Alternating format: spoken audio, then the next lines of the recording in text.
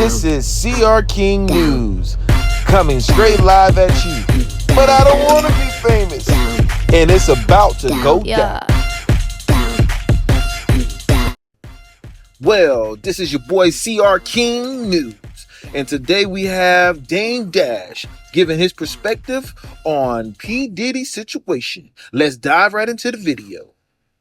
You know, if he knew 30 years ago that he had 30 years to just do whatever he wanted, and be well respected and celebrated and do all these impactful things that have affected hip hop and the trajectory of hip hop. And you know, now I'm seeing that, you know, he had a lot more power than I knew.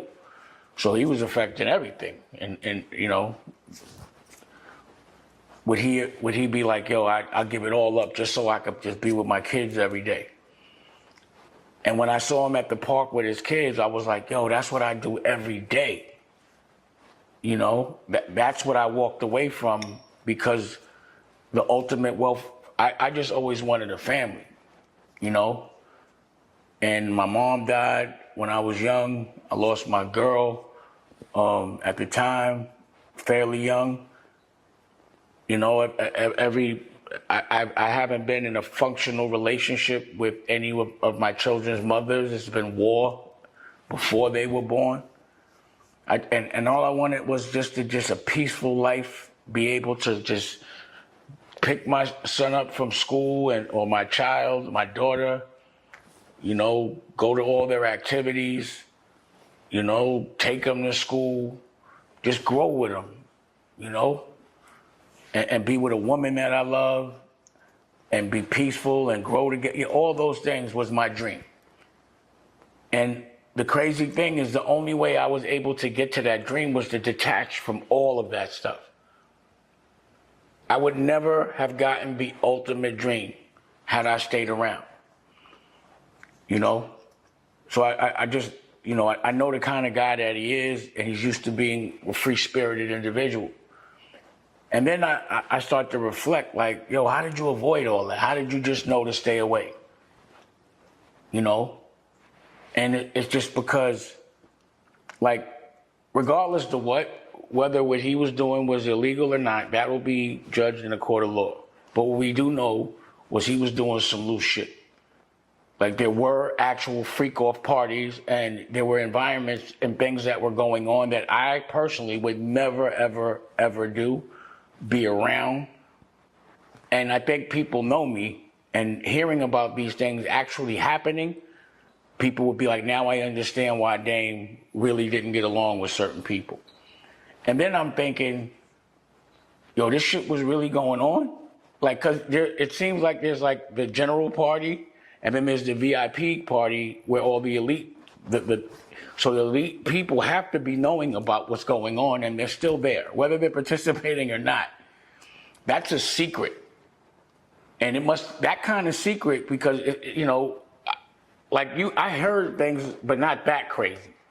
Not the things that have been admitted to doing, like, you know, not pause baby oil crazy. Like, I didn't know, you know, like, it's just something that was unfathomable to me. The fact that didn't get out, that means that's a very secret club. Whoever's holding that secret, they hold it tight to the vest. And I'm like, what other secrets? Like, what deals were made in those freak-offs? Because a lot of the deals that happen in social environments. That's why people go to the club and they hang out all day. Bankers hang out with bankers all day to get deals done. Like, I would go to Tripiani's and I'd watch, we'd make, you know, billion-dollar deals over a bottle of vodka. And it was all based on, you know, that hanging out and that trust, and you would throw your man an alley-oop because y'all hung out. If you get into that secret club and you're able to hold a secret so tight to the vest, you know a lot of business deals are getting made there. So now I'm like, damn, I might understand why certain people had certain opportunities, certain deals, you know, and if they weren't participating, they were there and they didn't leave and they repetitively came back. So I don't think people knew, or maybe they were or they did know, but I'll give people the benefit of doubt. Like, I don't think they thought it was illegal, but it was loose. And as far as moral compass, morally, that would not be the environment that I would want my kids around. I would want to be around. I wouldn't want to do no business in that environment. Could you imagine me going to one of those parties and walking in that room with I'd be like, y'all know, where's the pause button? I'd be like, pause. I'd be like, you're in here, y'all bugging. What? I didn't know.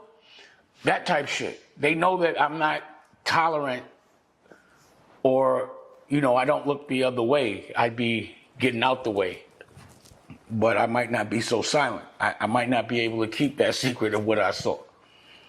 So I'm like wondering, like, damn. And I'm wondering if people understand what the buckshot of another person's karma is. With a shotgun, you shoot it in pellet spray. So you might hit your target, but the pellets are gonna hit whoever's around. So you might not meant to be getting shot, but you're gonna catch a couple of a spray of those bullets. That's what karma's like. So if you are around somebody that may be doing something immoral, and you might look the other way or might help facilitate it, karmically, you may be considered accountable. Everybody at the top is getting these bigger deals, right? Everyone's glorifying that. Like, by you not being in those, I guess, positions of these things that are happening behind closed doors that you're not willing to be a part of, how's that affected you?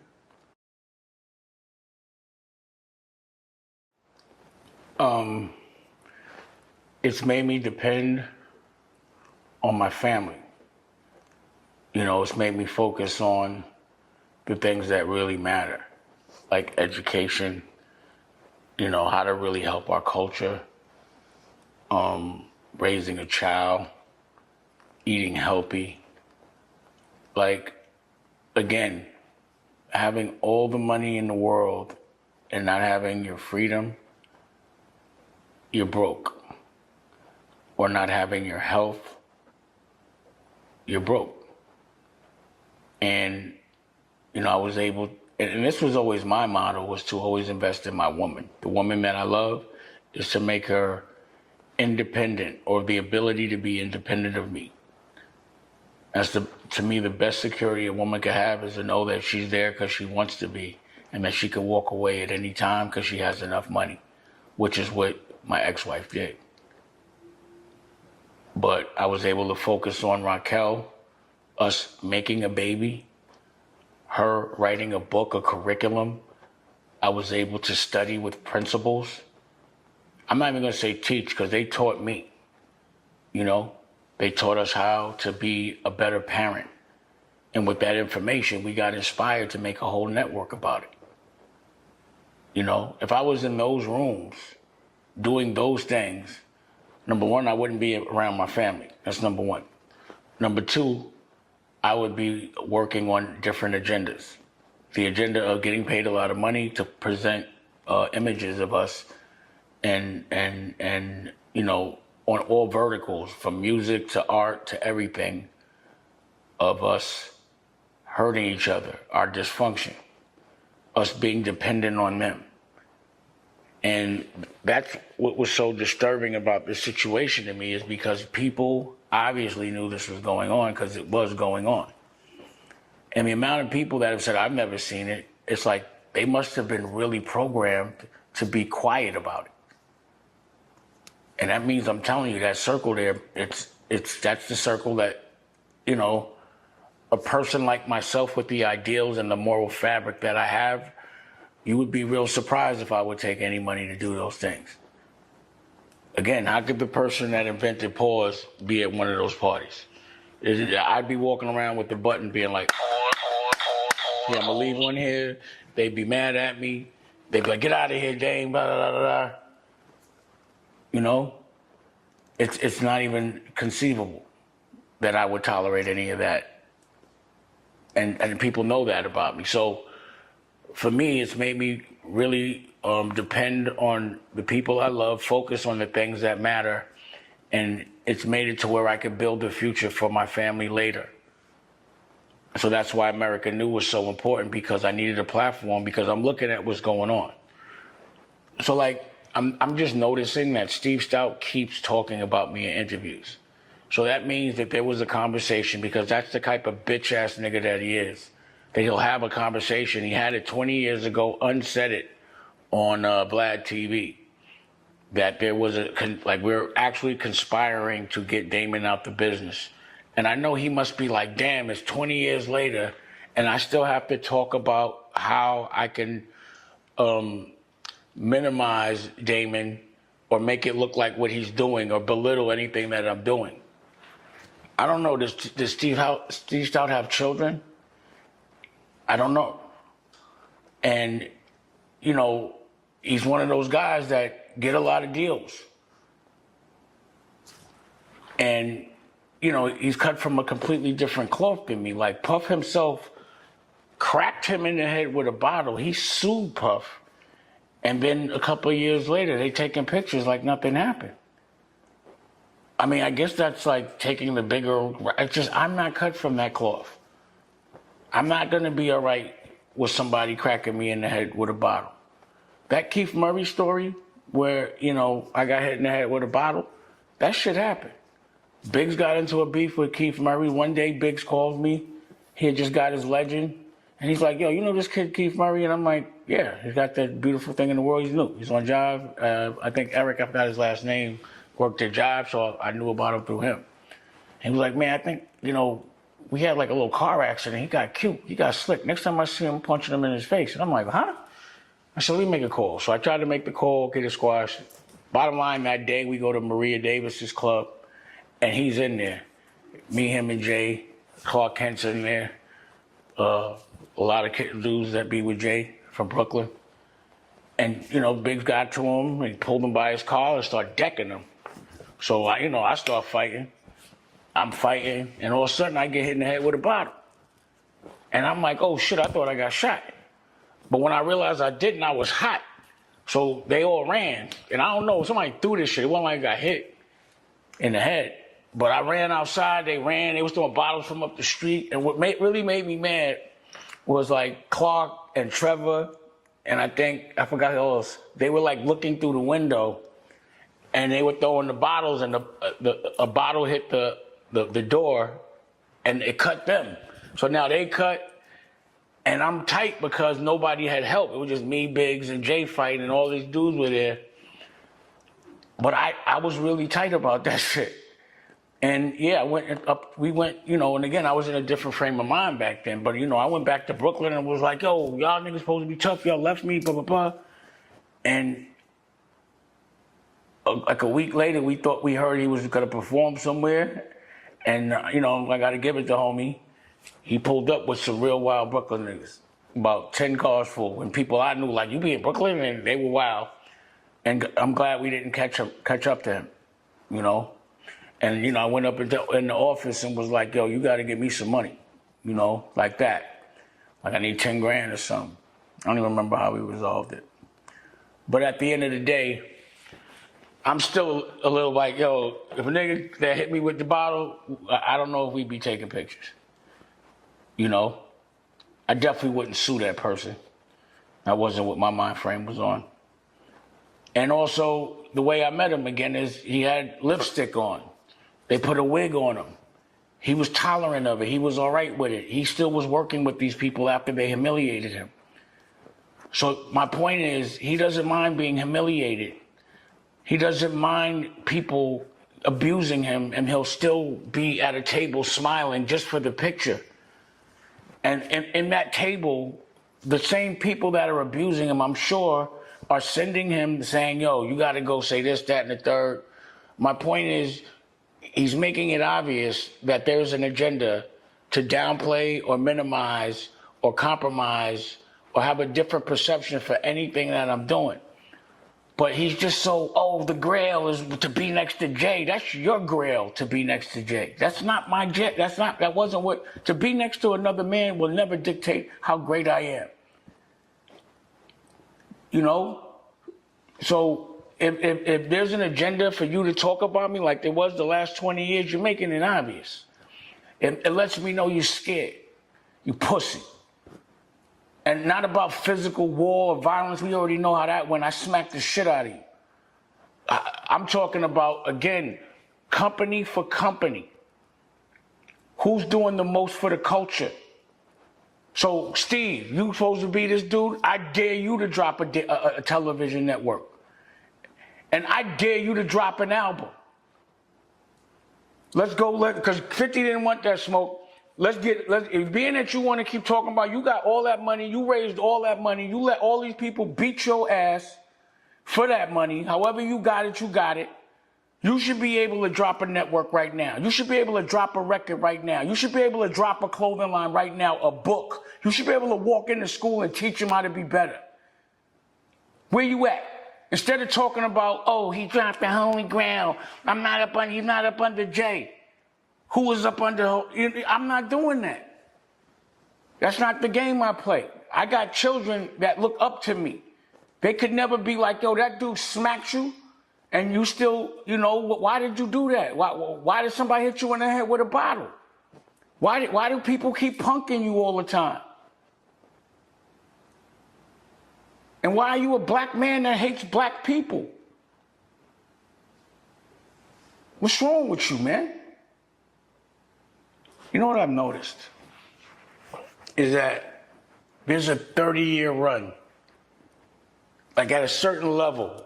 I'm noticing, like with Harvey Weinstein, he had a 30-year run. And he didn't get canceled, he got put in jail.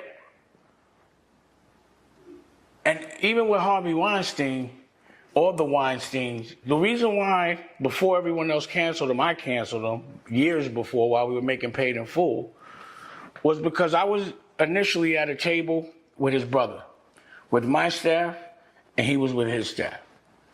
And I really did not like the way he spoke to his staff, to the extent that I had to pull him to the side and say, don't ever talk to me and my staff like that in your life.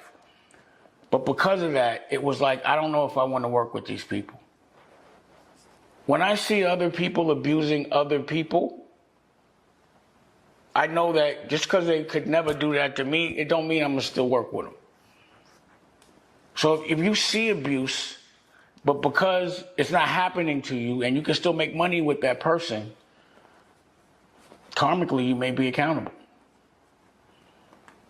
So back to the 30-year thing. So he had to run for 30 years and then it all went downhill. And it seems like what happens is, it's like the first 10 years for me, I was seeing things that, because, I'm not saying I'm the toughest guy, but yeah, I'm from the street. I did things that were illegal, so I know what could get you put in jail. So the first 10 years, I'm like, this is weird. This is not sustainable. And it looks illegal to me. So I'm getting away from it. And they get away with it for 10 years. Then it goes to 20 years. And you like, because I'm like, oh, shit, no one got stopped. And then like that 10 years, they really, it's like a test. You got away with the first 10. Then you start going ham. And then that 30, that's when it all goes crumbling down. So if you start rolling when you're 30 years, you're 60, you still got another 30 years left. Is it worth it? So even with like an R. Kelly, like again, at first I was like, how does he get away with that? And then I was like, this is obvious, bro. Like, you know what I'm saying? Like, and then then they got him. And it seems like the same thing happened with Puff. It's like they give you 30 years to really build your wealth, but because you have imperfections, you're exposed and someone can pull the plug on you at any time. So it seems like the ones that are the most empowered that get those deals are the ones that have the most to hide. And it seems like you have the most to hide because somebody might have lined you up so they can control what you do. That's just what it seems like to me from the outside looking in. So again, it's like after the first 20, then people are like, ain't never getting busted. And then people start to compromise and like, yo, if they could get away with it, I could get away with it. And I'm rolling with them because they look like they're the winners, even though they're doing the evil shit. You know what I'm saying? So it's like, for me, this is what I've seen. It's like, I don't know if there's somebody that says you got 30 years to do whatever you want, and but I need your soul, but I need 30 years. And, 30 years seems like forever, but that shit goes quick. But it seems like, yo, a 30-year run, that's at a certain level, but then it gets bad. So for me, it's like, I look at my problems and I look at other people's problems. And I'm like, I'm not going to be trending no more. You know what I'm saying? Like, me being broke is not going to be the thing. I mean, I would prefer to have my problems than a lot of other people's problems any day of the week. This is your boy CR King News Live, and there you have it from Damon Dash, uncut and raw. He might have not been perfect, but he didn't compromise his morals by participating in the Diddler's festivities. I don't want to be famous.